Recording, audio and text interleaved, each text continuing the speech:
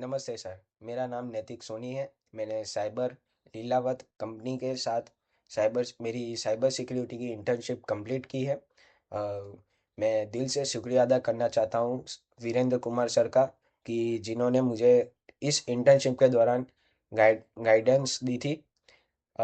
इस इंटर्नशिप में मैंने प्रैक्टिकली साइबर सिक्योरिटी के कॉन्सेप्ट जैसे कि XSS, cross site scripting, information disclosure, web recognitions का हैंड्स ऑन प्रैक्टिस किया है।